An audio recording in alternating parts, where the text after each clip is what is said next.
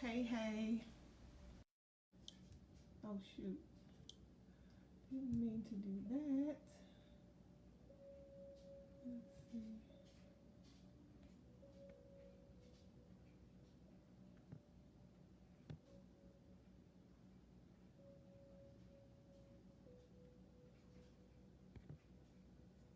Hey, Joseph. Coming on. Hey, Hanifa. Let me get you on the screen. Later than usual. Hey, YouTube family.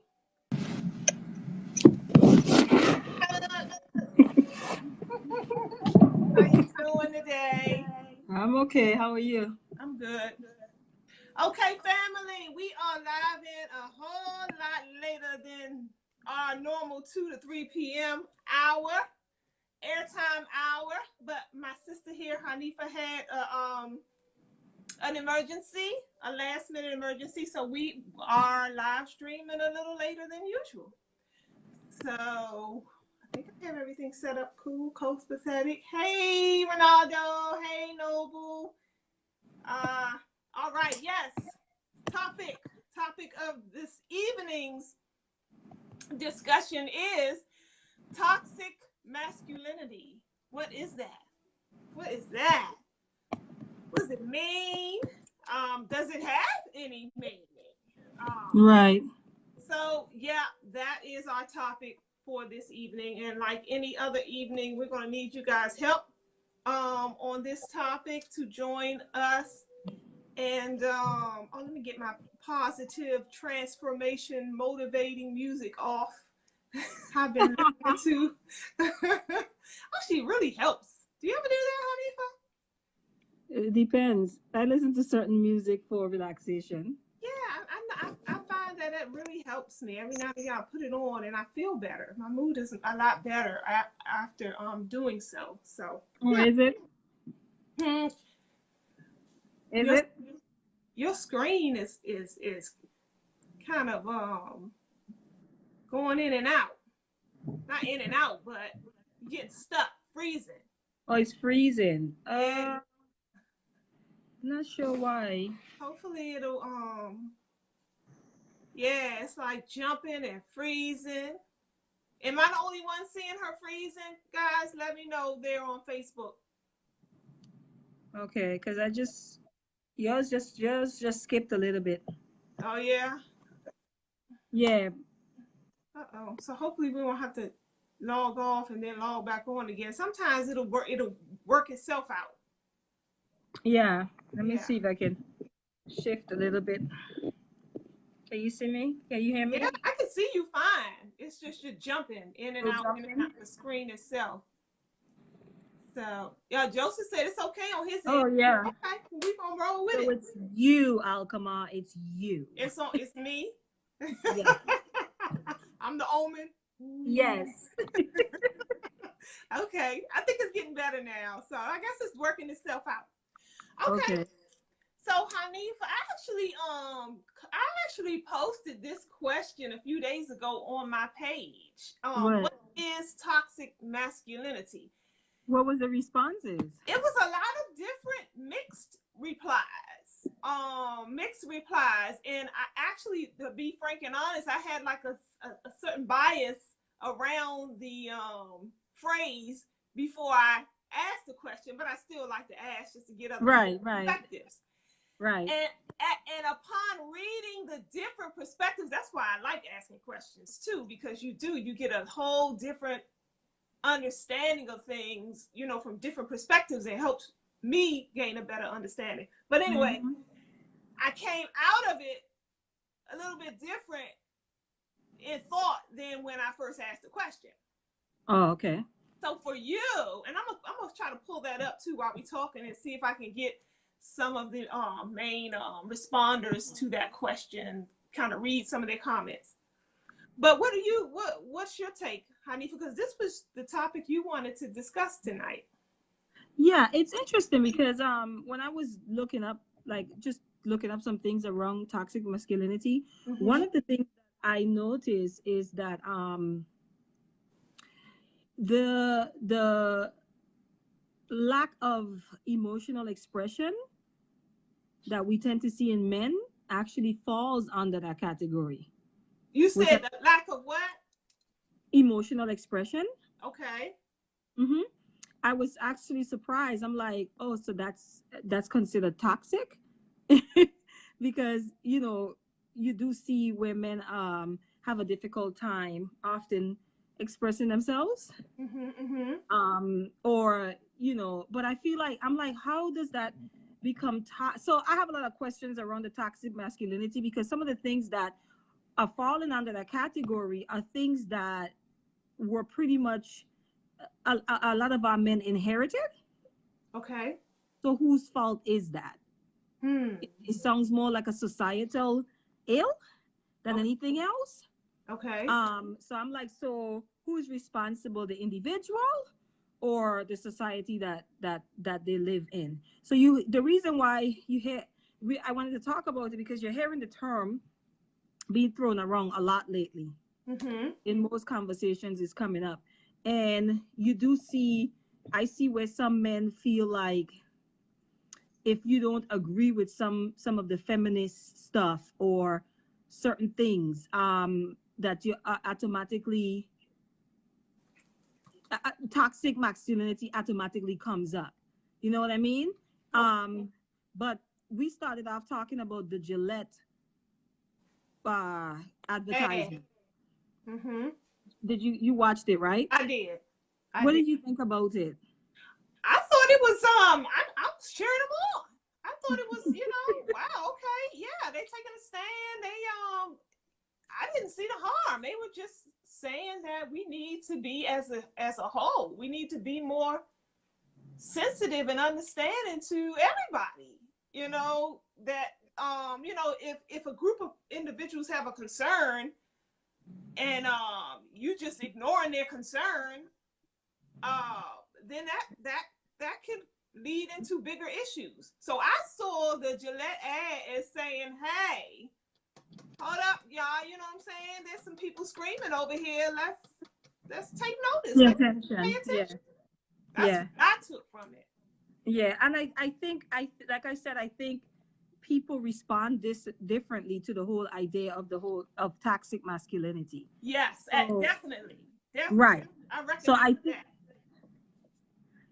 yeah. So that's what I'm saying. If the phrase is misunderstood as to what people are trying to really drive when they use it, people are easily insulted. The people find it insulting. Okay. You know what I mean? But I think it's focusing on, for me, it's focusing on things that men are not socialized to do.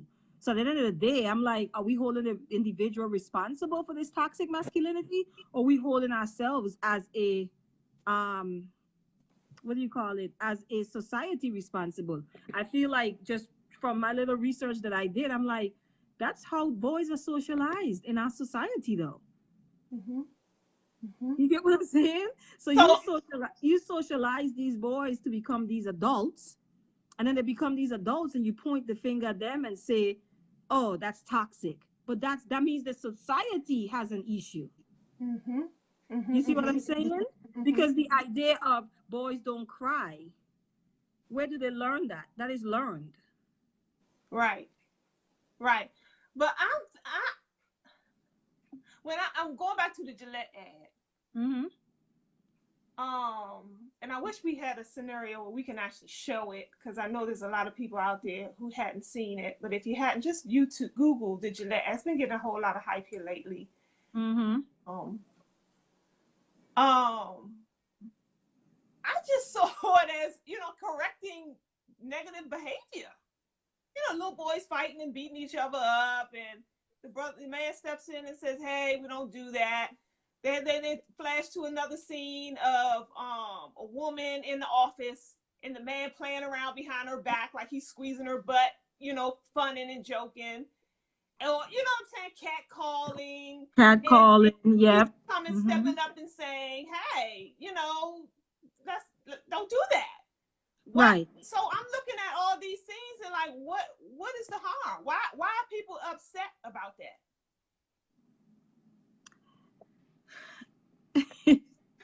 Because I think people are looking at it as like an attack from the feminist side, and I also think that people are saying like you got to be like, where do you, the line of masculinity sort of being crossed? In other words, like we already feel like there's an agenda to emasculate our men. Okay, so I think that some people, when the responses that I've read or I've heard people say, it's sort of like, where do you draw the line as far as, no, that's just men being men? You get what I'm saying? Like, no, that's just wiring. That's how men are wired. That's why they act like that. I don't know that that's considered, toxic. So I think it's just the idea that men feel under attack already. So that's the pushback we're seeing. Like I just Okay. watched the View yesterday, and John McCain's daughter, she was talking about that, and she was like, I'm just, she didn't like the ad, the Gillette ad, and she stated why, and she was saying, I just feel like, um, this is just is becoming too much to where they're trying to take away just people being just themselves, which are just men. Now the toxic piece comes in where what you're talking about in the ad, the catcalling, the idea that you could perpetrate like violent behavior towards women without any consequences. Right. You know what I mean? Because simply because of your gender. But I don't even know if it's necessarily, I don't even know if it's like masculinity itself or just Right. gender, Right. like gendered behavior, gendered Exactly. learned behavior. Just bad behavior, period. I mean, why does it even have to be attached to Masculinity. masculinity? Because I, Mhm. you know, I happen to like masculinity. You know what I'm saying? So I don't see an issue with masculinity at all. Actually, I prefer it. So I Mhm. think that for me, where the term kind of gets grainy, because it's like, why do you have to label masculinity toxic? Why can't you say these particular men are behaving in a toxic fashion? Why does it have to be clumped into masculinity? Right. I think it's, that's what I'm saying. I really believe it's just learned gendered behavior. Mm-hmm, mm-hmm. You get what? That's how I see it, because it's like the cultural ideal of manliness. We have this cultural ideal of manliness, okay, Yeah. where like strength is everything when Like, it comes to men. what is everything? Strength. Strength. Okay. While like emotions are shown as seen as weakness. Uh huh. Uh huh. You know Right. what I mean? Mm-hmm. So that's where like men, I think that, so then now when men display that, it becomes like toxic, because now there's an imbalance. They're showing more strength than emotion. You get what I'm saying? So when men try to show emotion, they're labeled as weak. That's a Right. part of the toxic masculinity they're talking about as well. Like Genesis is asking, what's the difference between men don't cry and telling young men to man up? I don't see a difference. And this man up thing is like, dude, he's 7. He's 7 years old. What do you mean man up? You thumping a 7 year old in their chest, talking, they're children. Yeah. So but I'm saying that's a societal thing, though. I do not believe that should be attached to masculinity. I agree. I agree. Yeah. Because then I wonder now, if you allow that little 7-year-old boy to cry when he's hurt or feeling pain, and you don't beat his chest, and you just allow him to be an emotional being, it does that affect his manhood as an adult? If you don't what allow him to express. If you allow him, you know how some men will say, "Oh, you're gonna make him a punk," or stop babying him, stop. Now, does and maybe I'm just asking a too broad of a question, but because now I'm wondering, if you allow these little boys to have their bouts and experiences with their own emotions, What does that look like as an adult? what does that look like as an adult? Does he become, you know what I'm saying? Or non-masculine, or does the testosterone level decrease, or I mean, does that, what you guys think? I don't There's know. that's and it's funny. You know what's interesting? What you're talking about, where men are taught, like, you don't show certain emotions, you don't express yourself, you don't cry, right? It's very interesting. The same way that they're socialized in that way, we are also being socialized as women. So when now these young boys become men, right, to the Mhm. point where us women, because the way we're socialized and how men are supposed to be, we meet men who are not afraid to show emotions, and some of us see them as weak, so we perpetuate that too as women. Mm. You know what I'm saying? Yeah, we Mhm. do. Because it's like, why you always crying? Or, but why you always crying to express Mm. yourself? I know sometimes I can get passionate or upset and I cry. That's just what I do. Mhm. So Mhm. why can't I allow the space for a man to do that? But Mm. because it's the way that we're socialized as well as women. So Right. when it comes to toxic masculinity, I think everybody's responsible. The individual, the society, the woman around them, all Yeah. of that. Yeah. What I'm noticing is a shift. There's a definitely a shift of energy going on in the atmosphere. What do you Um, mean? as far as like all these cases that's popping up all over the place of abuse, sexual abuse from and women are standing up against all that. I I see it, and it's not just black women either. I mean, Okay. this is really across the board. Mm-hmm. I think that there's a shift going on, and whenever there's a shift of this magnitude, uh, there's always pushback. Mm-hmm. There's always pushback. So I think, where the men have been used to doing things a certain way their whole life long. And so now they're being told, wait, what you've been doing your whole life long, there's a problem with that. And so Right, right. these things must now change. And like anything, people just don't like to change, period. And not only that, we also have to understand that these things take time. If Yes. you've been telling men that this has been acceptable for all, like even some of the things that now people are saying, well, that's sexual harassment, that has been given, but that has been given a pass Right. all of their lives. Now you're asking them to kind of like rewire themselves. You know what I'm saying? It's good because these are conversations that need to be had. But I think that we also have to respect the process, because that's not going to happen overnight.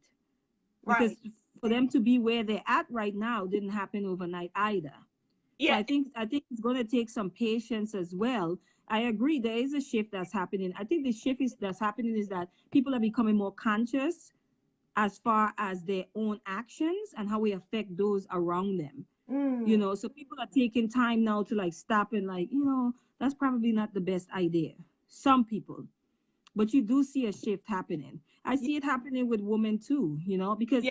I personally feel like, I have these conversations with friends, and just like there's a shift that has to happen with men and how they relate to us, we need an entire shift in how we deal with men too, because Yes. our expectations of men are could be toxic and not realistic oftentimes, but it's a lot of it is how we were conditioned and how we're programmed. This is what you are to expect for a man, whether it makes sense or not. Not only that, this idea of this blueprint and one size fits all, I think a lot of us need to do away with that. Yeah. That's Yeah. detrimental to how we relate to each other too. One size Yeah. does not fit all. And it doesn't take into account everybody's personal journeys and life experiences from Yes. babies to adulthood. You know, Yeah, so so we it's don't not take just those different experiences into consideration when we right, look at people's behavior. right. So it's not just the men that are shifting and that need to shift, the women also too, if we are paying attention. Yes. Because we have been socializing in some ways that is not good, that is detrimental to how we relate to each other as well, period. Right. Yeah, and Yeah. I don't think there could be a shift without both parties taking part. Well, when you with most of the conversations that's happening, they can be pretty one-sided. We're demanding a shift from the men. And I think it's because we exist in this whole, what we call this whole system of patriarchy. In other words, the person who has the most power is who we're holding more accountable as far as shifting. But to me, when you're talking about culture and stuff like that, you can't leave the woman out. Right. You get what I'm saying? Because if you want to see a nation change and culture and stuff, the woman have to be in, I like to say, at the forefront of that. Right. Yeah. Honestly. Because I always look at the values, the morals, the values, the benefit. I'm like, is what we're asking the men to do, is it harmful to them? Is it going to Mm-hmm. be destructive Mm-hmm. to them? Is it going to, you know what I'm saying? Is it negative? Is it bad? So if it's none of those things, why all the pushback? Because change is not that comfortable for everyone. Not only that, because of the gender war that we often see Yes. displayed, whether it be on Please social talk about media it. or not. Right. So what happens is it's not what you say, it's how you say it. And Yeah. so a lot of, especially communicating on social media, it's like texting each other. It's like texting each other. You really can't get a feel of where the person is coming from. And so people, both sides are already on the defense. They really are. Mm-hmm. Like for example, From the jump. from the jump. I think it's what's his name that's talking about lace front weaves or something like that, Meek Mill or something. And like I know there's some hypocrisy around it, but I mean like when men talk about specifically black women and the way black women wear their hair, right? Mm-hmm. Black women are not trying to really hear where they're coming from. All they see is, okay, you attacking me, Mm-hmm. right? Mm-hmm. It's the same thing with this toxic masculinity thing, or we need you guys to do this better. Men see it as an attack.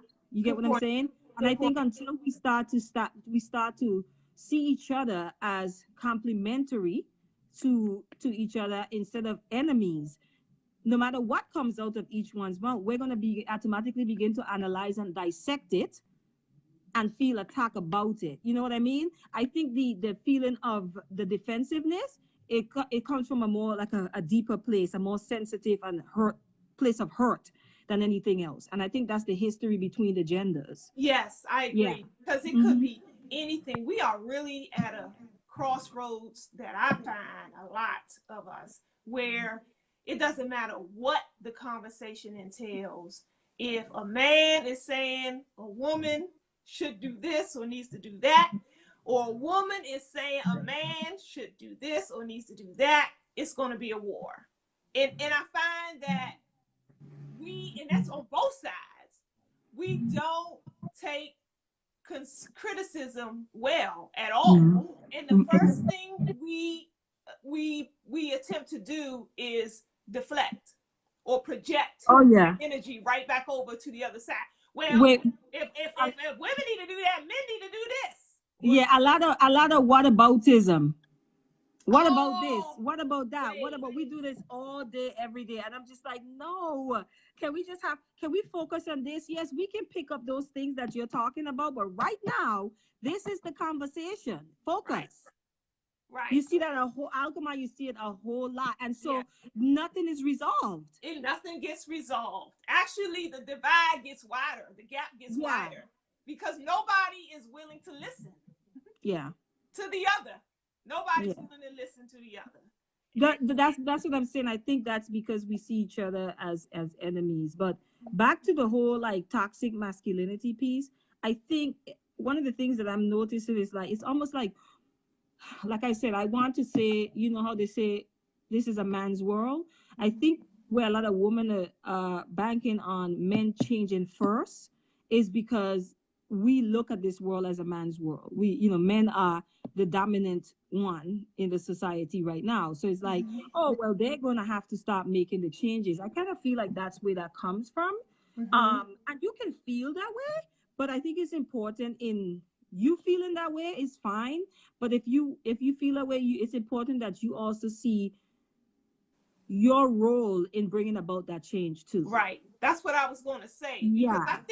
I think that it's a, I don't want to call it a mistake, but I think that it is, and it, we doing ourselves an injustice when we look for other people to change their behavior, without taking our own into account.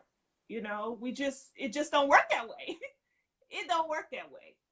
And so, I mean, if to ask these brothers to change who they are, but you remain the same, I don't Yeah. think it's balance. There's no balance in that. Yeah, yeah, but I going back to your point about like, okay, what women are asking for is to be treated, um, a little bit more respectfully. Like you said, a cat calling, or you walking down the street and you ignore a guy and he goes from "Hey Queen" to "Okay, all right, bitch," because Mm-hmm. you ignore him, right? Mm-hmm. I think those are the type of things that women are talking about, where you simply feel that you have this right and you have this power simply because you have a penis. Mm-hmm. I think that's sort of what women are kind of getting at with men. And Mm-hmm. for me, instead of men being defensive, I think they just need to look at the full picture. Uh, Look at, is there any truth in this? And then begin to look in yourself and see, okay, do I have these things showing up in my life? I think it's difficult because, like you said, most people have been raised like that. If not saying that your parents actually sat you down in the living room and you had a full-blown meeting, like, hey, this is what you're supposed to be doing, no. But how do we learn? We learn from those around us, the adults around us, right? And so we learn by observing, we learn by emulating, we learn from experiences, whether they're direct or indirect. So most of us learn our behaviors from watching people around us. Mm-hmm. So you're talking about something where we've been conditioned from young, and now you're asking a man in his 40s to, you have to know that that's a difficult task to take on. But the good thing is that it's difficult, but it's not impossible. It's a journey, and I just wish that we would listen to each other and hear each other out and Yeah. say, even when men, this is the thing, like when men bring up points about women, we shut them down like, you lying, whatever, you lying, you deflecting, you saying that because you don't want to be held accountable for your behavior. And I think sometimes we have to hear what men are saying too, Even if we you don't know. hear it, Yeah, because I really even if think we that don't want to hear it. we always think as women, we always think we're the good guy in it. Mm-hmm. No Mm-hmm. matter what it is, we are always the innocent. Mm-hmm. We are always the good person. And I really believe that a lot of us don't even realize how we have our own toxicity within our own self as women, and what our expectations are as from men, That's and my how point. we treat men. Because to be honest, um you know I agree, like men can, when it comes to sex and sexual aggression and so forth, men can feel like they can act that way towards women without any accountability. But we have a tendency to sexually objectify our men too. You Yes. see it over and over. You know what Yes. I'm saying? Like, Yeah. yes. Yeah. And that contributes to it, because if you treat me like a sex object, then I am going to approach you like one. Right. Right. Exactly. So that's my point. It's like exactly. It's like it's an imbalance to expect these men to change everything about their behavior that you are opposed to, but you remain the same person. Yeah, That, you know what I'm yeah, saying? Because I yeah. can hear, it's because I can hear in the back of them, I can hear them. It's like, you know what I'm saying? Oh, well, women, they flirt too on the job, or some of these women are aggressive too towards men, which is true, Yeah, which is true.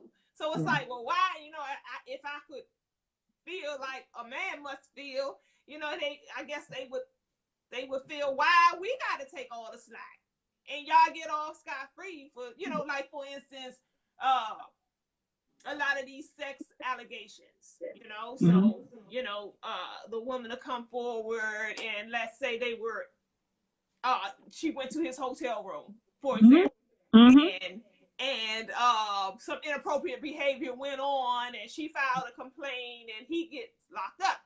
And when the brothers will say, well, she came to the hotel room. In other words, she came to the hotel room, so that person had the right to violate her. That's a part of the whole. Yep. Go ahead. Yeah, but again, no, he does not have the right to violate her. But as a woman going to a man's hotel room, now you have to have some type of, you know what I'm saying, some respect to not even do that yourself, to put yourself in those type of predicaments. Right. I don't even know if I would use the word respect. I would say responsibility. Yes. Because okay. in other words, because everything that we do, we are communicating.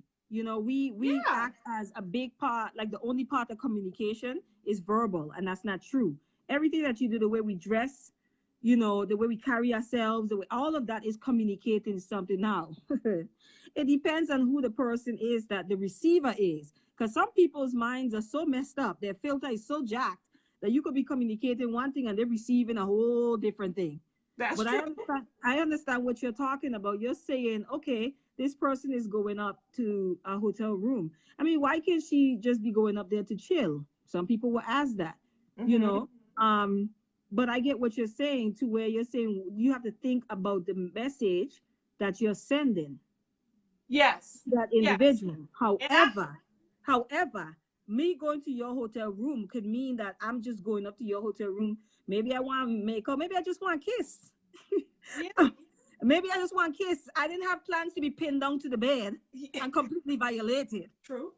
Exactly. And I don't want to make light out of the situation, because there are scenarios where women are just walking down the street minding their business, and they snatched up and dragged in an alley somewhere and completely violated. So I don't want, you know what I'm saying? And they can just be walking down the street minding their business. So I'm not even attempting to say that a woman should be held responsible in those type of scenarios. But I just think that, especially in light of the life and times we currently live in, where, you know what I'm saying, that these type of incidences are progressive.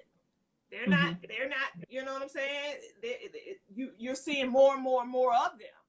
So I think as women, it will behoove us to take all the necessary steps possible to protect ourselves. And if that means reconsidering some things, you know what I'm saying? Yeah, I agree. That we may not have done yesteryears, but now we, to protect ourselves or keep ourselves out of harm's way, then we should be doing that. Or even acting irresponsibly simply because you feel like I should be able to do anything, and it doesn't give anyone the right to violate me. You get what I'm saying? So now that doesn't mean that now because you feel that way and you're correct in that now you have to act irresponsibly. You know what I mean? I hope I'm making sense. You know what I mean? Yeah. So it's almost like you're trying to take like full-blown advantage. Like I could do whatever I want. In fact, I can sit on your face and you still don't have the right to violate. You know what I'm saying? Like why? Like right. That's like right. It's like I can take all my clothes off and jiggle in your face in a hotel room, and you better not even attempt to reach out to me. You know, those type of things. You better not even get erected. Right. Right. Exactly. Right. So there, I understand what you're saying, and then that's what I'm saying. Like, I think that a woman is right. Like, a no is no. Consent is consent. But it doesn't mean that we should use that and as an opportunity to just be irresponsible. You know what I mean? Like you just said, like it's 2:00 in the morning. You have somewhere to go. You have a home. You have your own bed. Why are you in the hotel room with it? You know what I mean? Right. So yeah. So it's but I also think that men have to now think not once, not twice, like 3 and 4 times when they find themselves in these situations as well. And this is why I'm glad that the conversation is on the table, because it's making people think.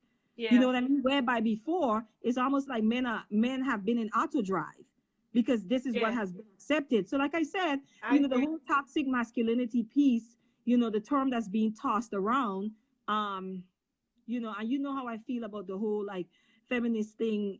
I feel like it's an extreme. That's part of why I can't really get with it. Right.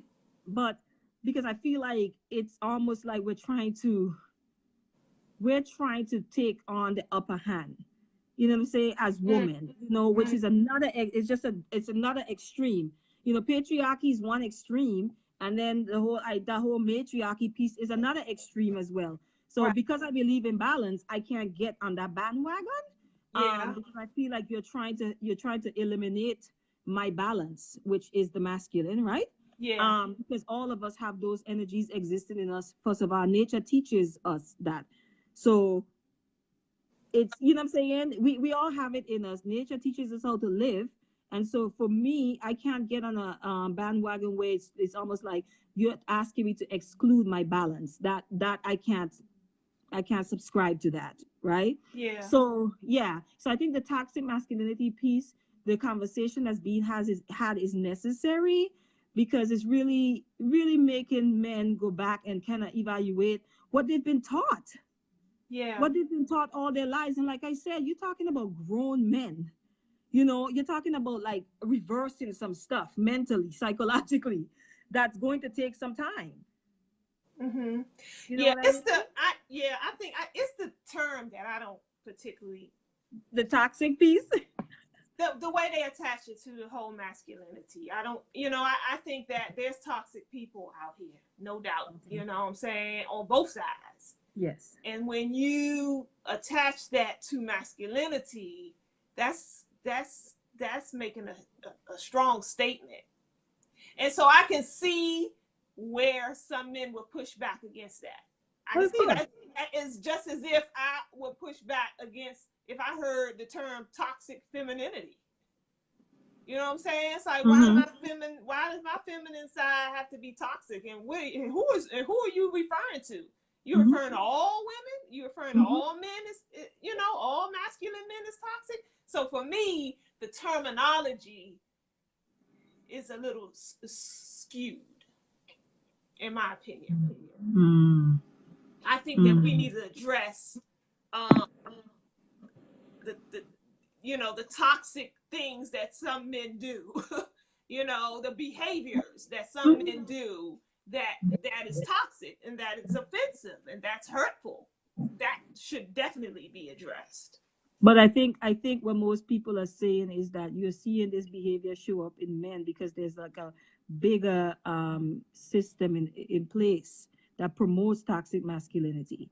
You get what I'm trying to say? I think that's what they're saying. Like we have to. It's almost like saying, this is the monster, or this is the root, and these are the fruits of it, and we want to focus on the fruit.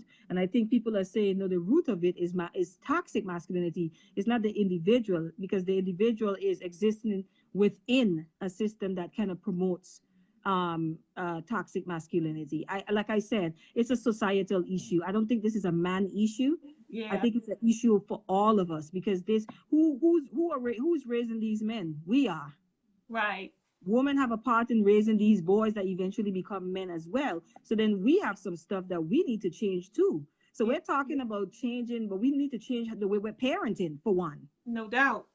The No way doubt. we parent, the way we raise our boys. Toxic parenting.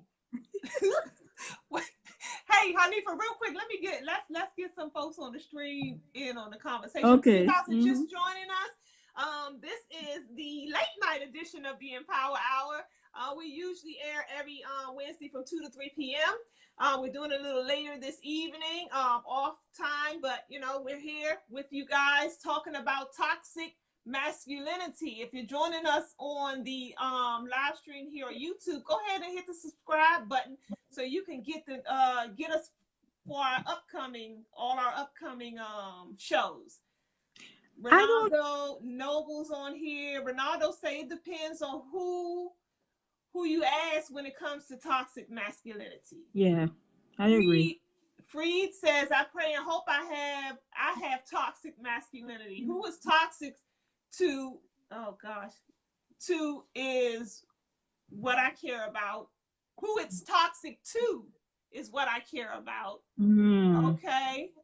James, I see you there. Philip says, should we go back to arranged marriages? Hey, Jamon, are you No. there? And Tell him no. Fanny, she said, Hanifa says no. That No. we should not go back to arranged marriages. Well, why not?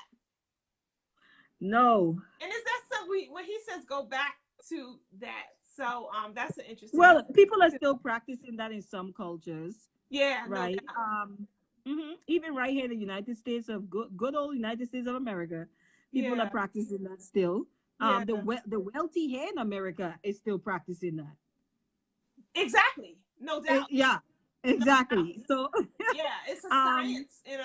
It's really it's a science in a lot of yeah, cultures. yeah. But you say no. Why? That's Why about wealth. That's you about say that wealth. like And go ahead.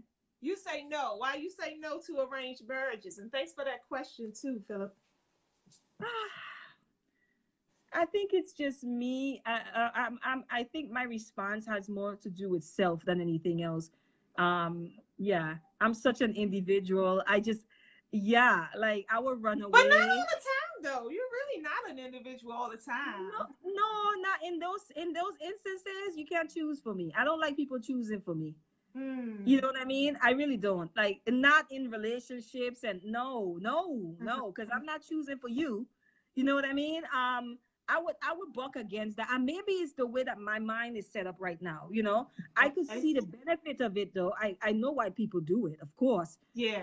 It's about maintaining wealth. Hmm. And Yeah, honor in family. yeah. Hmm. A lot of it has to do with wealth at the end of the day, honestly. You know what I mean? Hmm. Because if you're wealthy, you're like, I don't want my daughter or my son marrying someone that's, whatever. Hmm. So I get the arranged marriages. I know I've watched a couple of documentaries as far as India Yeah. and how people say they learn to grow. I mean, they learn to love Right. each other. My mind, the way my mind is set up, I can't fathom it. I just, And well, the statistics prove that a lot of those marriages last. I mean, they have like the highest success rate out of all marriages. yeah. Hmm. Maybe there's something to it. Yeah, you're likely to stay together. I think it's cultural based, though. I think it's really culture based at the end of the day. Whether it works or not. Yeah, Yeah, I agree with that. because they stay together don't mean that them people happy together. Yeah, I think that's what I just saying. I think it has more to do with the way my mind and my thinking is, because we're talking about the way that we're programmed, right? Yeah. Yeah, so there's certain things in certain cultures that our mind will reject because it's a completely new concept. Right. You know what I mean? Because Right. that's not the way the society that we grew up in functions. So it may take a like for example, we have a hard time in this culture with polygamy. And it's funny. I get it. You know what I'm saying? Mhm. Now, am I trying to be your second, third, fourth, or fifth wife? Probably not. Yeah, probably not. Probably not. Probably not. But I think polygamy practiced in the right way, I think it can work. I don't know that Black people in America is ready for something like that though. Oh I no. think we got too many other things that we need. Look, we're talking about toxic masculinity. If you have toxic masculinity, you cannot handle three wives. Yeah. You I can don't. you You can said I you don't can think black pervert the people. whole thing. You said I don't think black people. I don't think black women are ready for that. So Black men either. well, Black they're men, not ready. listen, They're not ready. listen. If you ever They're heard ready in somebody their head, if but you not. ever heard somebody talk about polygamy, right? Uh-huh. You have to know what the questions are that follow. There are always these perverted questions. Do you guys all sleep together at one time? This is all people are focused on, Yeah. right? Yeah, Yeah. I'm like, do you guys not understand? Can we talk about the pros here of, of how Yeah. everybody can benefit from this arrangement? Yeah. But you never see us focus on that because we have this really weird relationship with sex anyway as Black people. We don't talk about it, but we really do. We have like this Mhm. almost bipolar relationship with sex because we are extremely religious Mhm. as well. You know what I'm saying? So Or the opposite extreme. So if we're not religious, we're just like wilding out.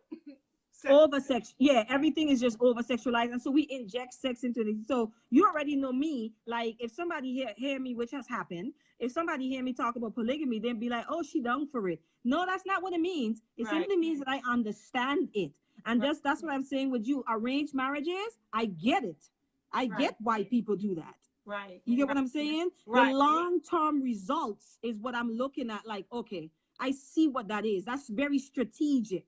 Mm-hmm. You know Mm-hmm. what I mean? Mm-hmm. Yeah. It's science. It really is. It boils down Right. to science for a lot of people. Okay, let's go to Facebook. Wasita had a lot to say. A lot of questions on here.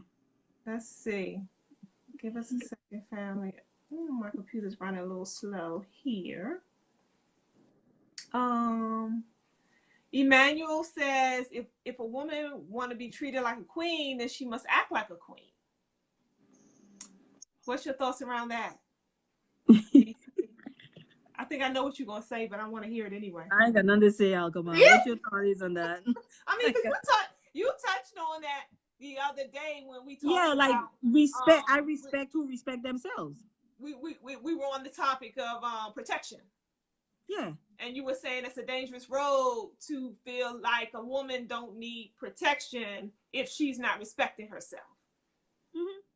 So it's kind of that kind of you feel like that falls in the same. It's sort of kind of.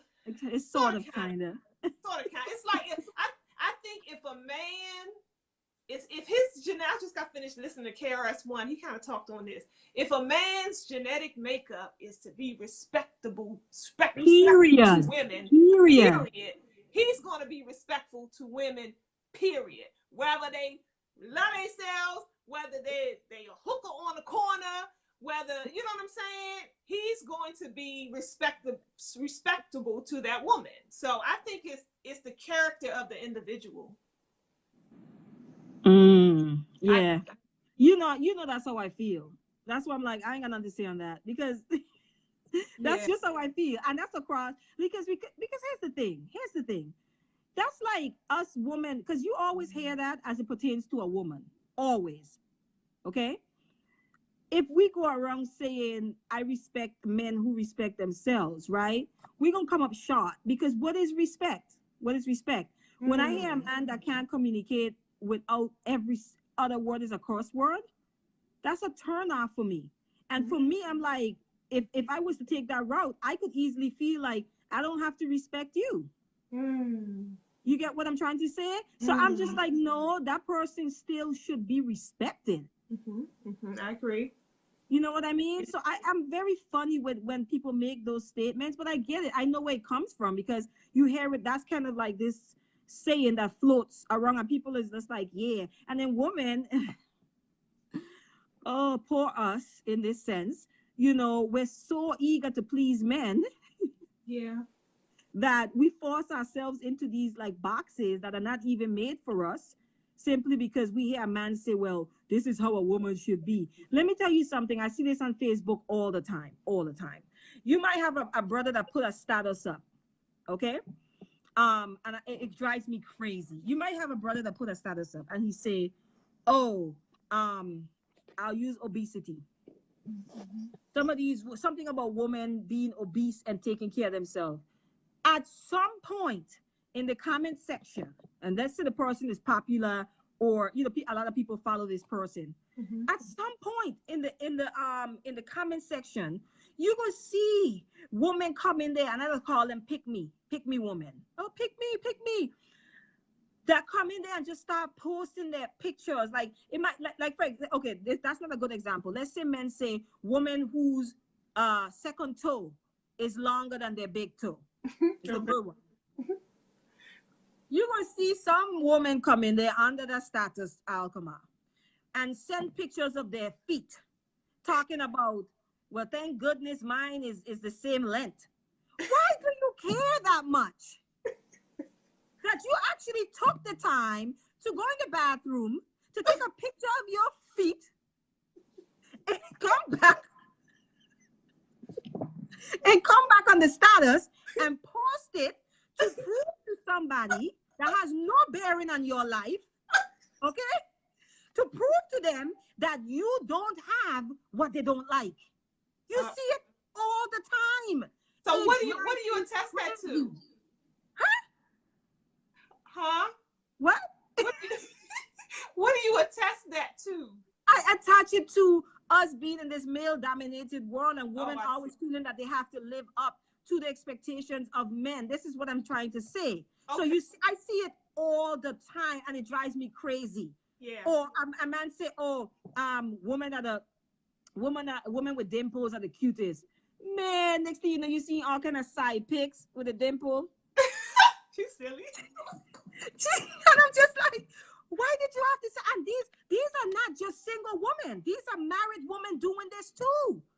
So, are you suggesting that because it's a male-dominated society, we as women have to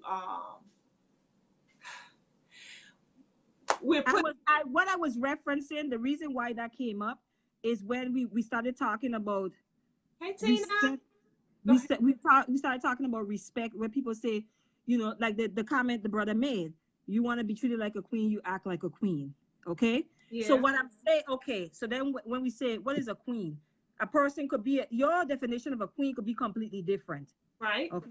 So what happens to us now, we're all over the place as women Yeah. because men are setting the standards. Got you. You understand what I'm saying? So I got I gave the example of what you see on Facebook all the time, where it's like, who asked you to post your picture? The dude just posted his opinion of, I don't like ladies with big ears. And here you go, sending a picture of your ear. Well, it's a good thing my ear is medium size. got you. Like, Got you. sis, sit down. Yeah, because the next post gonna say, I don't like pictures of women with little ears. I don't like so then you know what I'm saying? So we're Right, but and so that's what I'm saying. Even with the body type now, you look at over the years how that has changed. Who is setting these standards? It is not us. Good point. So Yes. now the big booty, and whether it's fake or not, and there's a certain body type now to where you have our young girls, you know what I'm saying, eager or trying to get this body type, to where you even have black women who are overweight and obese, not wanting to work out because I don't want to lose my butt. Right. But right. if the fat around your butt is unhealthy, Right. Right. go ahead and let that go. I feel you. But who is setting the standards? We are. So we gotta be careful with that. Is what I was trying to say. When Yeah. it's like when men say I respect who respect me, or if you want to act like this, I mean, if you want to be treated like this, act like this. But what does that mean to you? Because it differs from person to person. Right. So we're running around like chickens with no head, trying to figure out, well, what does men want? Right. So Yeah. Saeed mentioned, he said that's low self-esteem. I'm not sure what's low self-esteem, Saeed, and what do you What I'm disagree talking about with?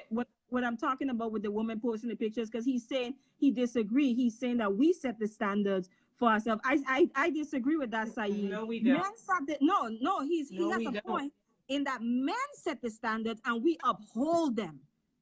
We uphold them and we perpetuate them as women, but we are not setting them. I could promise you that. No, we not. We not setting no standards out here. Not out here. And I don't think, anyways. You know what I'm saying? These standards come from a lot of our dress, the way we choose to dress. They set them standards on a runway. Mm-hmm. And I watch it high, even in my own industry, the fashion jewelry, and I watch the trends and how they work. And I see how the same different same types of jewelry, fashion jewelry, come out on the runway, but come out in print ad.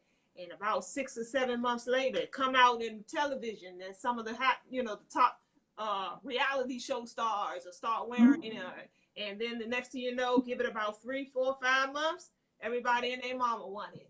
Do you have this flower? Da da da. Or do you? I'm so So we fascinated don't with set no trends. We ain't doing I'm that. so fascinated with fads and Yeah. trends and how that works. It's always It's fascinating. real. It's real. Like Saeed just says, so that says there's an esteem issues, and I agree, Saeed. It is a esteem issue, but you'll be surprised how much of a woman's self-esteem is wrapped up in what men think of her. That's You true. will be surprised, and that starts at a very very young age. And like I said, it may not be our mother sitting us down at the table and telling us this is what you're supposed to do.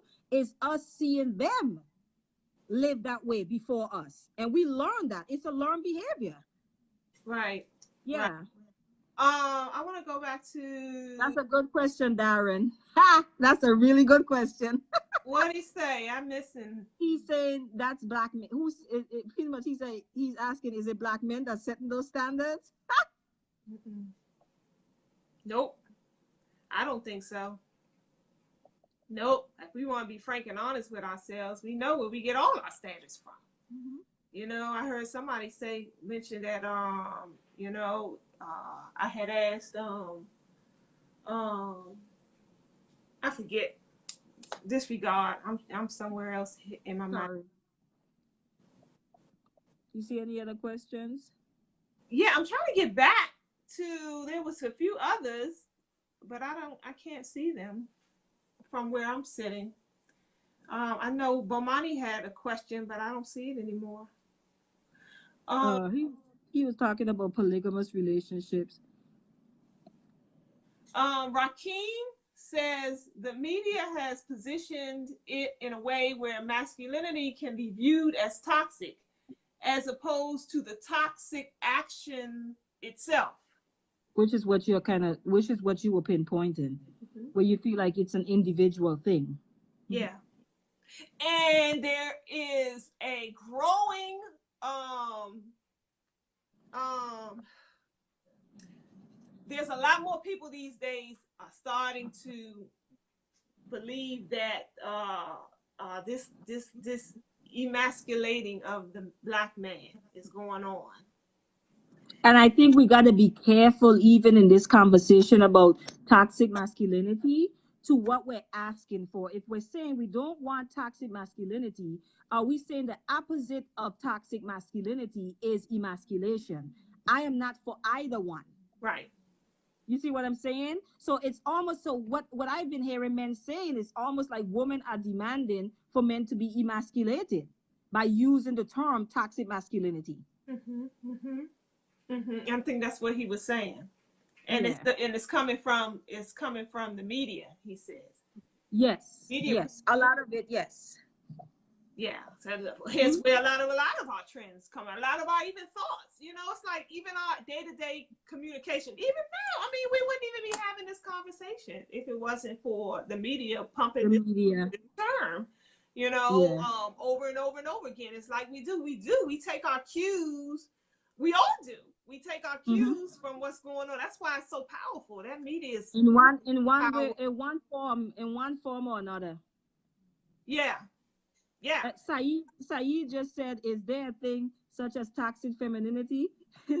I said, you'll find it in the feminist movement, Saeed.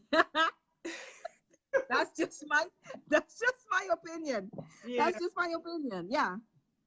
yeah. I If don't know y'all, why I you ever can't. don't agree, yeah, shoot me. But yes, I would say toxic femininity. That's what I consider the feminist movement, and what they're pushing is an extreme, and therefore it is toxic. Period. Yeah. So Bomani said they are toxic men, though. They are toxic to young men. What's What's toxic to young men? what? I don't know what he means by that. Hmm. And he also mentioned, he said respect should be given from the jump. He respects the prostitute the same as the first. No, Genesis, they're not gonna shoot me. And Anouk said even the most damaged woman will respect a real man. That's a good point. Yeah.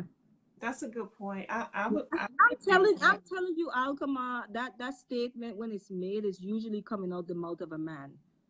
Which The whole thing, I respect who respect themselves. I rarely hear women say that. yeah. As far as it pertains to men, you very rarely. Most of the times I hear it come out of men's mouth, and it took me a while. I used to agree with it. And then I realized, you know what, people use that as an excuse not to step up. Yeah. People use that as an excuse to they hide behind it, to disrespect women that they feel don't deserve respect. Right. You know what I mean? And I'm just like, I can't get with that, because at the end of the day, that's a human being. Before that person is a prostitute, before that person is promiscuous, before that person is doing whatever you think is not right, they're a human being first. Good point. You know what I mean? And Good so point. you're trying to tell me you're gonna see them what? You're gonna see them being harmed, and you're just gonna say, well, because they put themselves in that situation, you know, I'm not gonna do anything because they're undeserving of my protection, simply because I can't get with that. I really can't. Yeah, and it's a lot of. I think of an example of like homosexuality, and Mm. there's a lot of homo brothers mainly in the community that feel like homosexuals don't deserve respect, and that they Yeah. can um they it's open season to trash them, call them names, kill them. Some will even say things like that. And I think that falls along these lines as well. How, you know what I'm saying? How you can disagree vehemently with somebody's lifestyle, but still choose to give them their proper respect. What you think? Yeah, I think we talk about that all the time. Where you would say like you could disagree with us, a person that's a homosexual's lifestyle, Mm-hmm. but to go as far as like burn them and kill them, you know, terminate them from this earth, like to go that far for you. It's sort of like we talked about that, way it was like, no, that's a little extreme for me. Yeah, and Or the if people.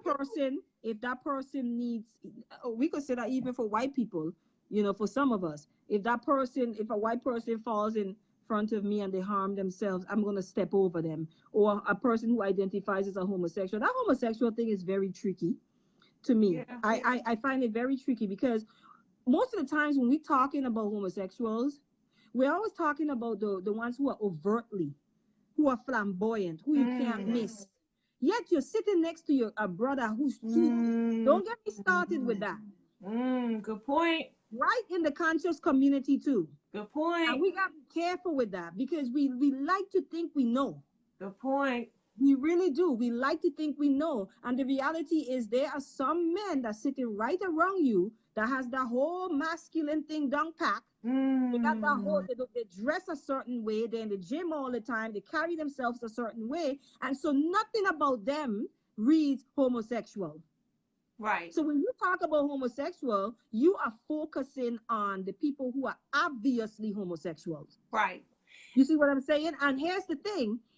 So a brother around you who is oh gosh, it's just, yeah, we just gotta be careful with that stuff. We really do. Yeah, and my thing is like, say, those who take that extreme measures, let's kill them all, and do away with them, and that same individual, their mama, come up to them and say, hey, son, I'm gay, and then now you ready to slice your mama's neck? Is your mama gone out with him? So Mhm. does it? Then people will say, yeah, but come on, let's be real, And frank and and honest about this. Saeed, I agree with you.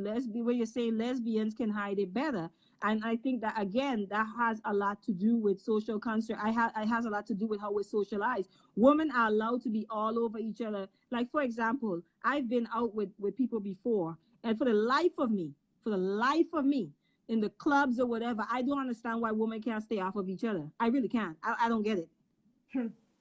We can get away with that though. Men can't. I can get away with sitting next to my best friend and putting my leg up on her, Yeah. and no one would think anything. So you're absolutely right. Men cannot do that, because immediately it's like, what kind of gay mess? Immediately. So you're right. I agree. Women can hide it better. I don't know. I know older women in the church who are lesbians, and you'll never guess. Mm. always, always at each other's house talking about they cooking soul food.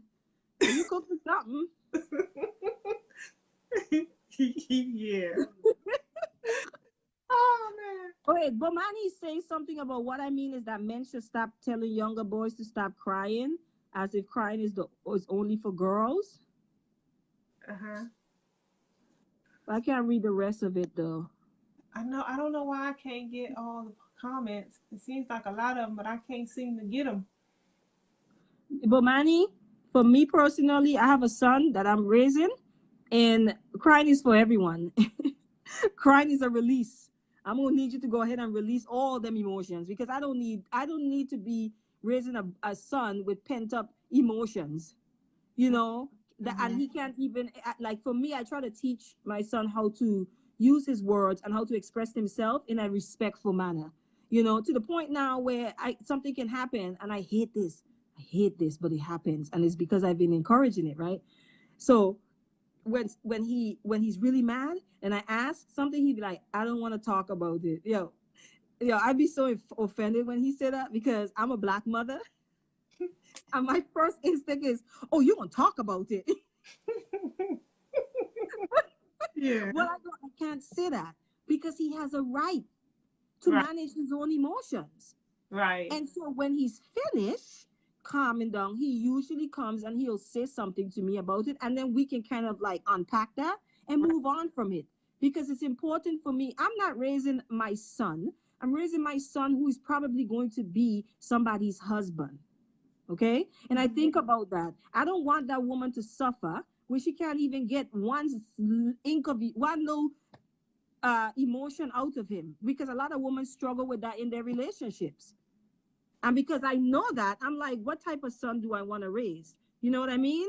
I want him to be able to articulate himself with his emotions, of course, in a respectful manner, not to where you're lashing out on people, But when he tells me I don't want to talk about it, it irritates my soul. It really does. I'm, And I'm wondering if a lot of this behavior is natural. It's like the natural makeup of a man. I'm thinking of different cultures. I think some of them is. I think some of it is. How a man, I was listening, I can't remember who it was. They were saying how men, they want, when they hear a problem, they go into problem solving mode. And Mm. us, we sometimes we just want to vent. We just want to vent about it. We want to talk about it. We want to be angry about it. But brothers, their first thought is, okay, well, how can I fix this? So I'm wondering if some of the things that we're asking is like asking them to be outside of nature, out of their human nature. That's the whole nature versus nurture debate that people often have. I think it's a mixture. And I only say this because I remember I was just talking to, I think it was my guy friend, and I was telling him having a son has helped me to understand men better, Mm-hmm. because the honest truth is I look at my son and I see things that I still see in adult men, as Mm-hmm. far as wiring, as far as how they process things. You know what I'm saying? As Mm-hmm. far as their inability to freaking multitask most of the time. We're big time jugglers, but we got that dung packers woman. Mm-hmm. Men are a little bit more like tunnel vision. Mm-hmm. Mm-hmm. Even in instructing him, it's like, okay, you gotta lay out, like just a lot of things that he does, and it's Mm-hmm. not bad, or it's Right. not good or bad, it just is. Right. And it helps me to understand, like, yo, this is really just wiring. Right. This is wiring. This is like an innate thing. Right. Some of it, and then some of it is the way that they're socialized, and Yeah. then some of it is learned behavior. I think it's a mixed bag. Yeah. No doubt. Really, no Hmm. doubt. Because it's like, because even here, I lived in Texas for like 3 years in my life, Hmm. long time ago, in my 20s. And I always tell the time, I never forget when it was so much more conservative there than here on the East Coast in DC. Mm. And I remember, when I go back to the time where, the day I stepped off the plane from Texas and got back home, I was walking down the street, and some guys was blowing a horn, bah, bah, bah, hey, hey. I was like, yeah, I'm home. Yeah, I'm home. Yeah. So going back to nature nurture. So even then, I mean, it's still the same country, but on the other side of the country, they don't do that. They're not doing that as often, and they're not as comfortable with doing that. Let me put it that I way. think that's the nurture part. I think that's learned. Yeah. I think that's learned behavior. Because like Bomani is just asking, so if we think men are not wired to be emotionally available and that it has to be taught, no. Think about a child. Think about a child, a little boy, right? They don't come out the womb like that, where it's like they're emotionally unavailable. Like no, little boys express themselves. They are taught to suppress it. Yeah. They're taught to that men not being emotionally available is to me is not is straight up nurture. It is not nature. It's not. I mean, that's just my opinion. I think that is learned, Bomani, to be honest with you, because I like I said, I'm raising a boy and I'm looking and I look at other little boys, and when they reach a certain age, like closer to the adolescence stage, by that time you already see how they've already been taught. You know what I mean? You don't cry, because and this is from their peers too. It's not just parents. These peers of them are also being parented the same way. So they get to school and here your son go trying to be all emotional and he gets teased, and he gets called soft, and at that stage when they're going into adolescence, your opinions of your peer matters tremendously to you. So all of this helps shape our kids. It's not just our parenting; it's the village as a whole. And so if the village see men showing emotion as weakness, then that's a nurture thing. That's not nature. I don't think our kids are born like our boys are born that way. I really don't. Yeah, because then you have the scenario with like bullies versus people who aren't bullies, and let's take that into consideration. And Mm-hmm. a lot of times a bully, if you go back into their home life and study that a little while, you'll see where they pick up those behaviors. There's aggression in the home. Huh? There's aggression in the home. Right. Mhm. Right. I So can't hit you back as my mother or father. So I'm going to find somebody who is a little weaker than me, smaller than me, and I am going to take that out on them. mhm. Mhm. Yeah, Mhm. for the Mhm. most part. Hmm. And see, like like examples of, I don't even want to use the word toxic masculinity, because see, Hmm. bullies, a woman can be a bully. Hmm. There was a lot of bullies in my high school, middle school, growing up. So that Wow. goes both ways. But again, that's toxic. That's toxic behavior. Hmm. So what are some other examples of, Of toxic masculinity, I think the main one, what do the y'all think? What are some examples you guys can think of that could be yeah. considered toxic, men or women? Oh, we and the woman now. I said men or women. No, I Just, said we and the woman now. We lump the woman in there today. well, there could be behaviors. Women have toxic behaviors. Absolutely, absolutely. Someone mentioned about men not being responsible for these standards and stuff like that, and that women do this to themselves. And I hear a lot of men say that, a lot of men, and it is absolutely correct. We women are mean to each other. Yeah. We did a show on sisterhood before. We might have to touch that again. Women are Yeah. very mean to each other and competitive. Yeah. Competitive for no reason. Everybody want to one up the other person. So yes, women can be cruel as heck to each other. Yeah.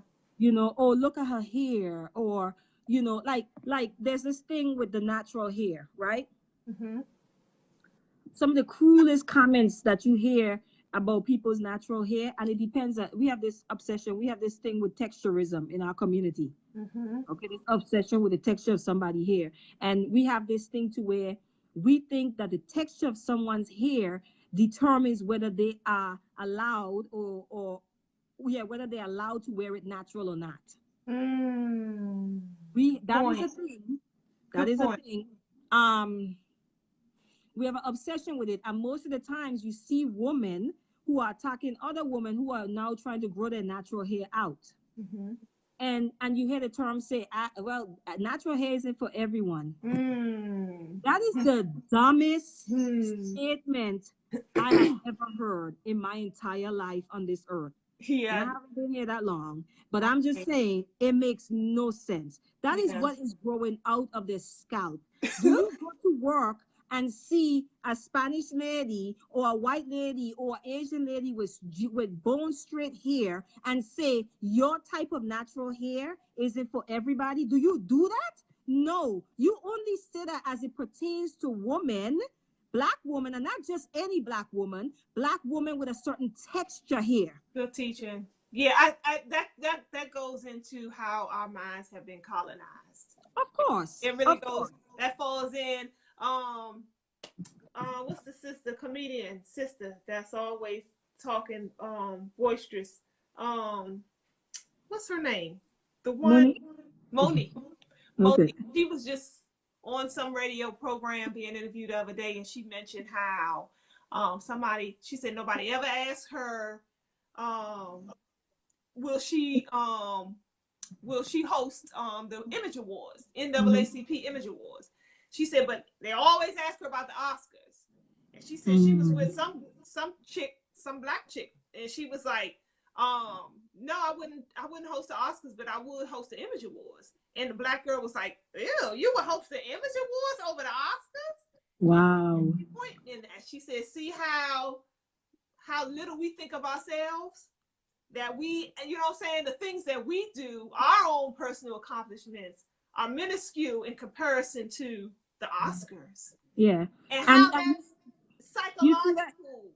Yeah. psychologically, we're still there in a lot of We ways. are very, very, very much so. Very much so. I mean, it is so deep Yeah. that, for example, all of a sudden, really jet dark skinned women are a thing, right?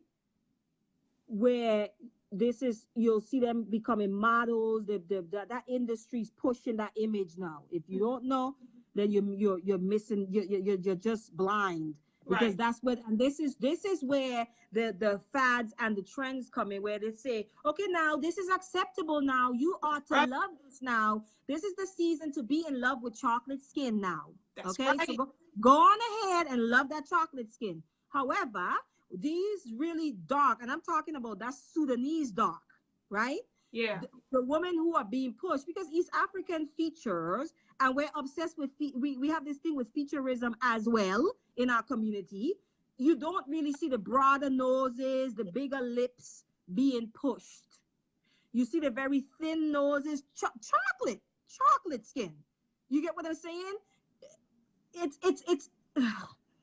it's still, you still see at the core of it, there's still this whole Eurocentric standard of beauty dipped in chocolate. Yep. You Yep. see it. Yep. And you see them You setting gotta be standards you every gotta be day. a certain body size. Mm-hmm. Your features gotta look a certain way. Ain't no broad nose, ain't no, like, full lips. Mm-hmm. What they call like more Bantu features. I hate that word, but more Bantu features. That's not what's being pushed. And we're so we're so mentally damaged that we'll actually contort our own figures to fit into those um to fit into whatever society tells us we need to be. Yeah, If we need to, yeah, we have to have bigger boobs, we'll do that. You yeah. know, we have to have butt implants, we'll do that too. Yes, some of the YouTubers or the Instagram influencers and stuff, Mm-hmm. they're under that pressure too, to where you're seeing a lot of them starting to do like the different surgeries and Yeah, so forth. And it's like this pressure that's there to look a certain way. You know what I mean? yeah, Any as far away from natural as you possibly can is yeah, almost what they're kind of pushing. Um, Oh, Bomani, I agree. He says a lot of times the only time is the dark sisters are embraced. They are oiled up and damn near naked. He said, "Oil up, you ain't never lie, brother." So that's yeah. You have to Yeah, look you can at even that. watch the style of dress, the different style of dress, and on the runways, and yeah, it's So when we talk about women having a hand in a lot of the toxic stuff that's out there in both men, and we have a hand in it too as women. We're not the kindest to each other. We don't really lift each other up as much as we should. hmm We still obsessed with colorism. We still have this term of good hair, and women push that hard. Well, you don't have that type of hair, so you shouldn't wear your hair in this style. And I'm just like, her hair is natural. Maybe it's not the texture you was hoping for. We still checking our baby, and I'm saying this as someone that's about to give birth. We still checking our baby's ears in the hospital. Or when they come home. It's real. It's real, Alkema. It's It's real. real, and it's sad. Yeah, and yeah, it is. It really is sad, and I think it just goes. It's because of a lack of self identity. Yeah. We don't really know who we are. That's plain and simple. We don't know our own value that we come with in this world, in this life, as African centered people. And so Yeah. we squeeze our African selves into any and everything other than being African. And that's why we go whichever way the wind sends us. And we That's why lose the media. ourselves. Yeah, because if We you're lose rooted, ourselves in the if you're process. rooted in who you are and you're content in who you are, I don't care what direction the wind is blowing. You're not going in that direction unless you absolutely need to. Right. You know what I'm saying? Like even the way like we dress and stuff. You have someone else that's determining your style. Yeah. So your style changes from this year to next year, not because of your own volition, but Yeah. because someone says that this is in style. We just had a Lashes. big Now lashes are the thing. It's not just because yeah, yeah, it's not just because you like how lashes look on your eyes. right. No, that you wear them because that's what's in style. That's what That's what everybody else yeah, is doing. that's what they said. That's now even the makeup thing. Why like I would always have like one thing of foundation in my bag, and because I don't go out that much, that was used for when like I'm going out. hmm And for me, anyone that know me, I like lipstick and eyeliner. That's fine with me. I'm good after that. But if I'm going out, I might say, let me put some like foundation on or whatever. hmm And I had to learn to do my own. So I would look at YouTube videos to kind of hmm teach me certain things.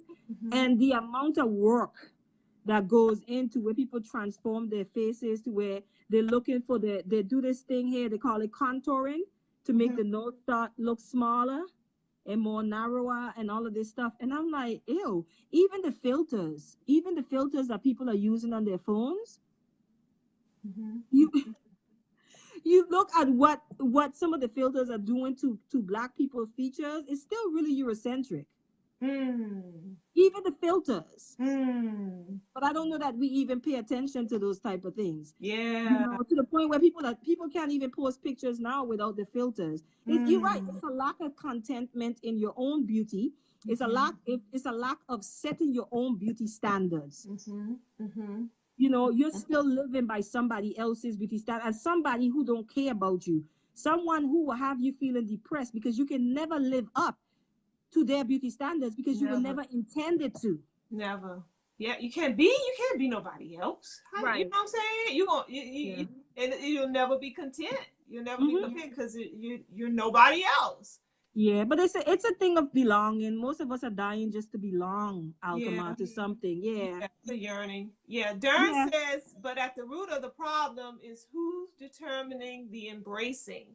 Usually magazines and media are controlled by others. Yeah.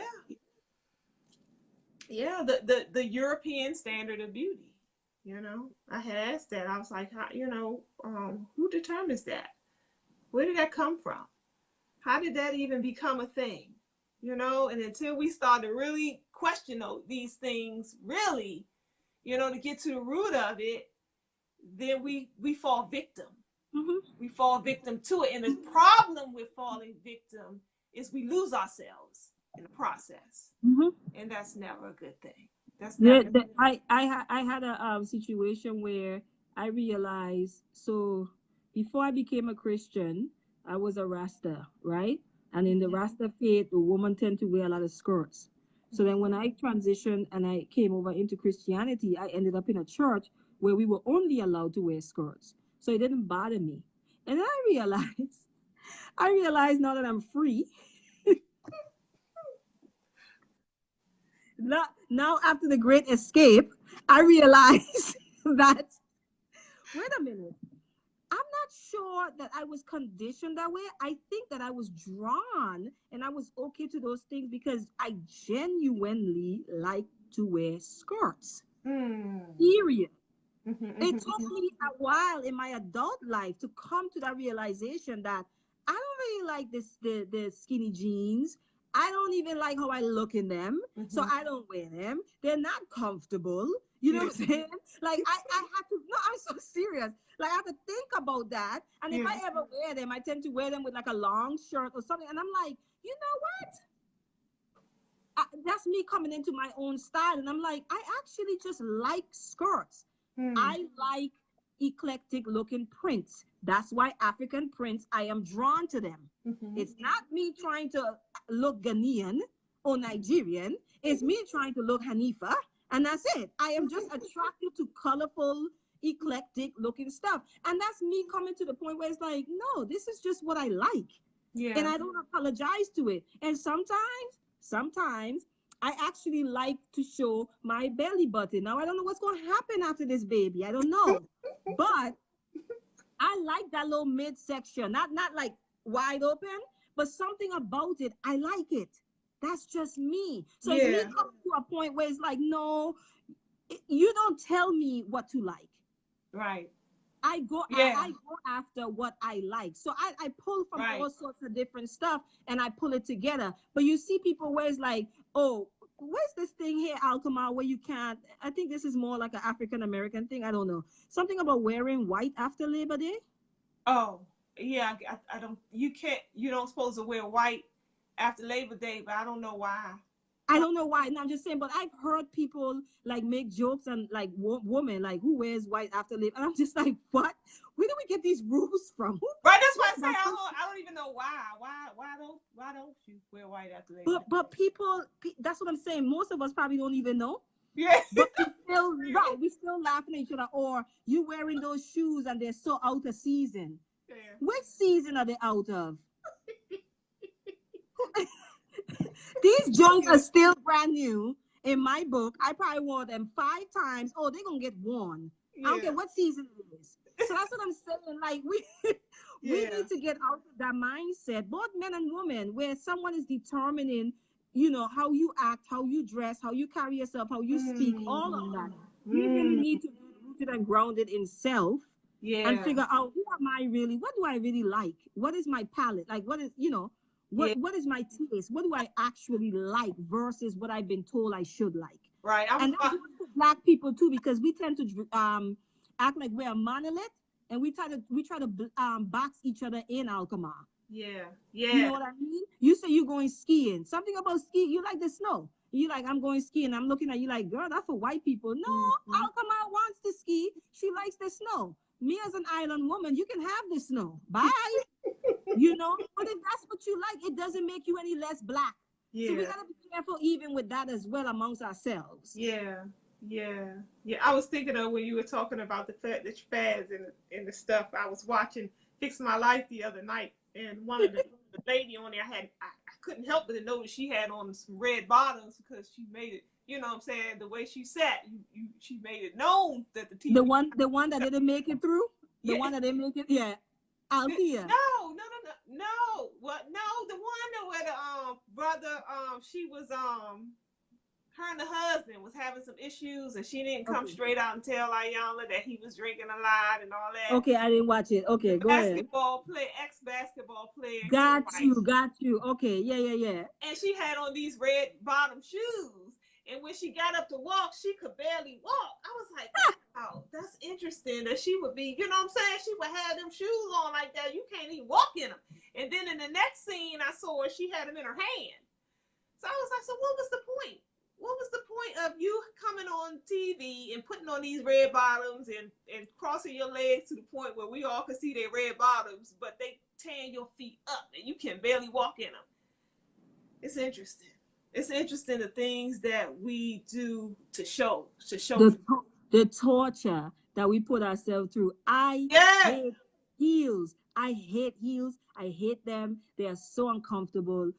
When I wear heels, trust me, I am timing myself in them. Literally. Like, okay, how much longer do I have here? Okay, so as soon as they're done saying this prayer, I'm gonna sit down because these heels, I hate heels. They're uncomfortable. And for the most part, from what I've seen, most women are uncomfortable in them.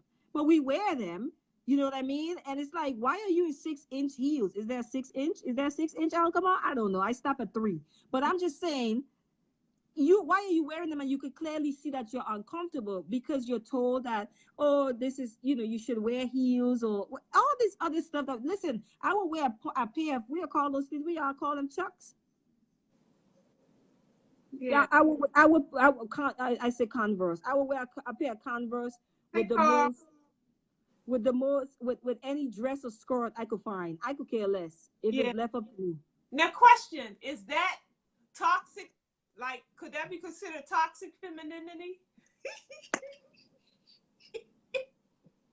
What we talking? What we talking about? Yes, I say Is yes that because toxic? like, Is yeah, that toxic like this is femininity? how this is how you are a woman, so this is how you should act. This is how you should dress. Because think about women who are not that emotional and they're out there. You're out there. There are women who are not like they're not easy. They don't really cry easily, Mm-hmm. if ever. Um, the way they maneuver this world, some people would say is a little bit more masculine. Mm-hmm. Look at how those women get called out their names. You know what I'm saying? Simply because it's like you're supposed to be weaker Mm. as a woman. So that idea, I think it goes both ways. The idea that a woman cannot have some masculine traits and the idea that a man can't have some. I think if Mm. we're going to say those two energies exist in all of us, I think that you're going to see it show up. I think that we raise our boys to suppress that part of themselves Mm. more than anything. Mm-hmm. And then, well, what about we? I don't know. Aren't we taught to suppress certain masculine, quote unquote, masculine things about ourselves? I don't. I don't know. I don't know if you can. I don't know about that. I think most of us that were raised in single parent homes, Yeah. we ain't taught to suppress that at all. Right. I'm Yes. just like thinking about myself because I've been accused of that. I've been accused of having a lot of male energy for more than one person. You know what I'm I saying? think So that's the Leo in you. yeah, yeah, the aggression part. So and that's why I say I don't think you can because it's not like it's not like something that I'm conscious of. I was gonna say that you're probably not even aware of it. Mhm. You're Mhm. probably not aware of it. Yeah. Bomani said, and how do you feel about the think like a man attitude? And I see you over here, Tohunga, who goes both ways. I'm not sure what you're referring to. Can you elaborate? How do y'all feel about the think like a man attitude? Oh, like the book, Steve Harvey's book Hmm. that been hated. I read that book. I read that book and I thought it was a good book, believe it or Yeah. not. Yeah, I was like, I like this book. I mean, it was a lot of what he was saying. It was like I was already new. It was like he wasn't teaching me nothing, Hmm. but I felt myself nodding my head a lot through the book. I'm like, yeah, that's good advice. So when he got all the backlash, I was like, why do you like that? So then, what do you think about that? The whole idea of thinking like a man. Then Um, again, I don't know if you can. Can a woman really do that?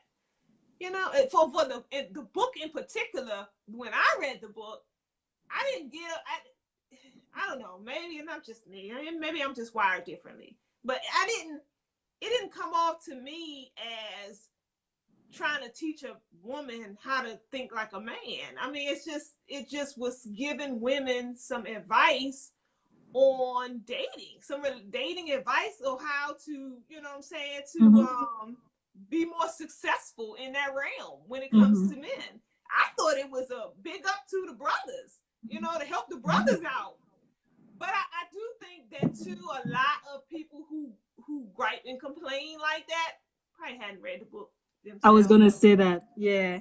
I Yeah. can bet my last 'Cause dollar. I was gonna say He, that's what it was like. Some men was like, oh, he violated bro code and putting the secrets out. And then my question is like, did you read the book though? yeah, because I thought Probably it was not. actually a benefit. I mean, if you was a woman looking to find a decent mate and you went according to some of his suggestions, then I would think some a decent man would be appreciative because he was giving some good advice to the sisters on how to be better women to their men. So I didn't see where it was such a big uproar and backlash. Do you see? Well, Right.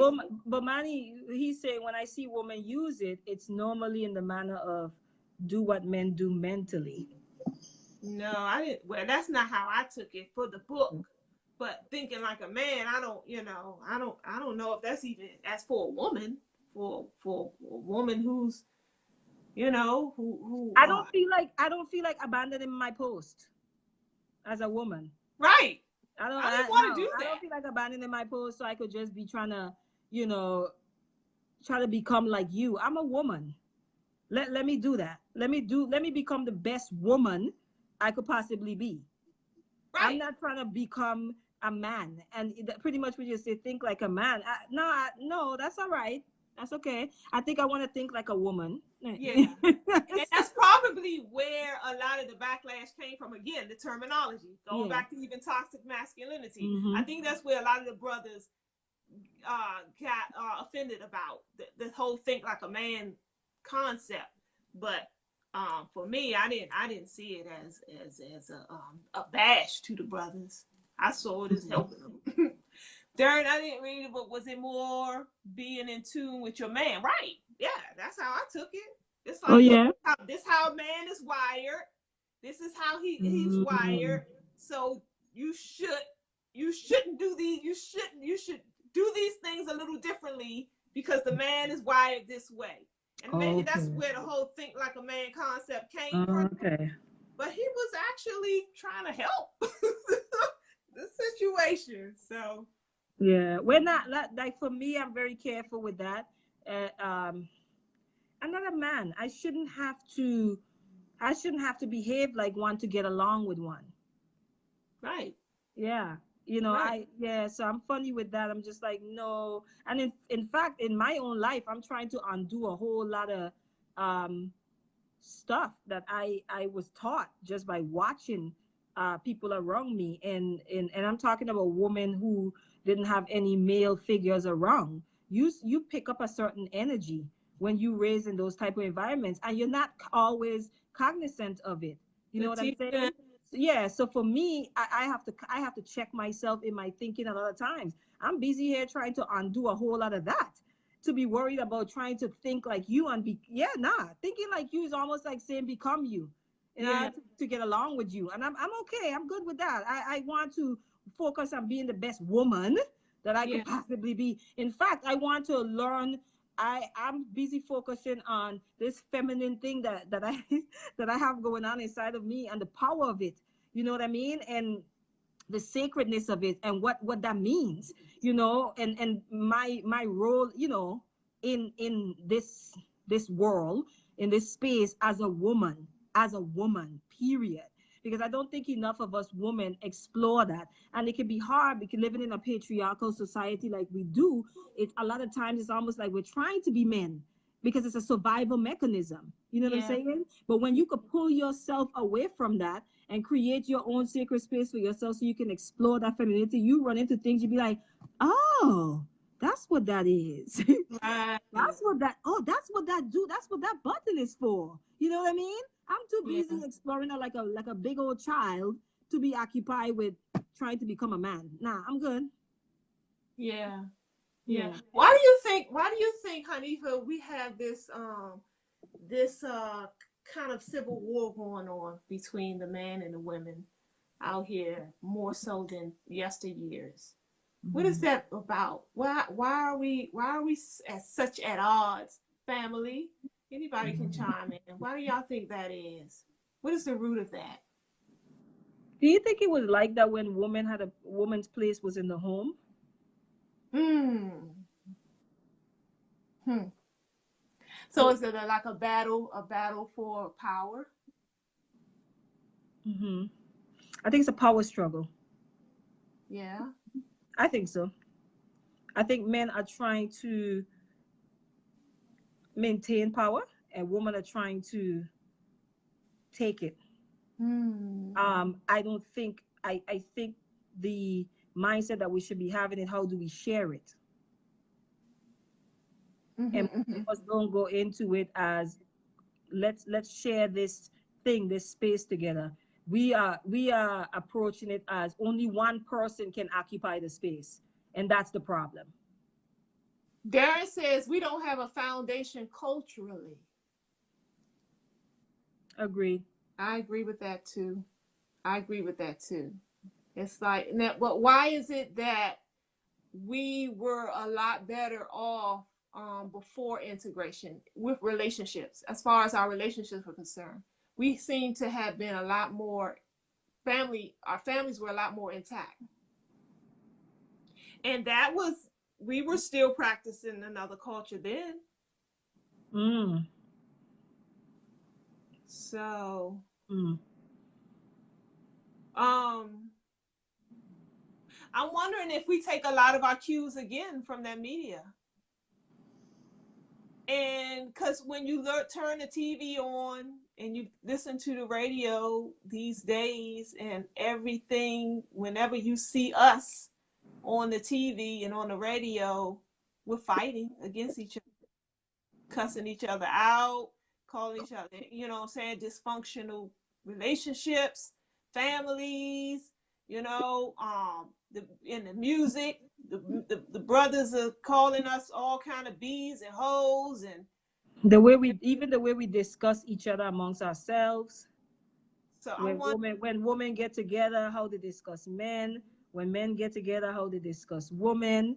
Um, yeah, it's a lot of generalizations that happens as well, and a lot of dishonesty.